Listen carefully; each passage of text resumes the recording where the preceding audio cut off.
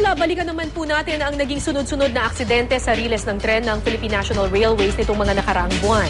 Sa tala nga po ng PNR, umabot na sa 8 ang nasawi dahil sa mga aksidenteng ito mula po noong Enero hanggang Marso ng taong ito.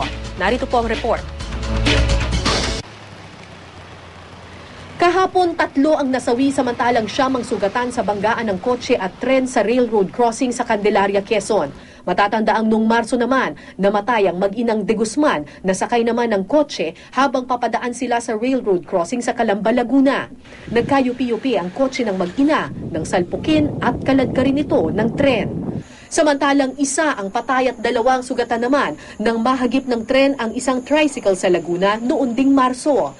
Hindi lang banggaan sa sasakyan ang kinasasangkutang aksidente ng PNR. Nariyan din ang kaso ng mangilan-ngilang nasasagasaan.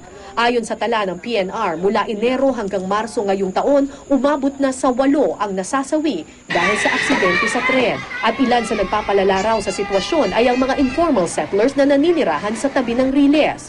Sa kasalukuyan, tinatayang halos 30,000 pamilya pa ang kailangang i-demolish ng PNR. Problema rin ng PNR ang mga pagkakataong nadidiskaril sa riles ang tren dahil sa init o dahil sa pagkawala ng mga pyesa ng riles ng tren. Hindi pa kasama riyan ang kakulangan sa mga signages at harang sa mga railroad crossing.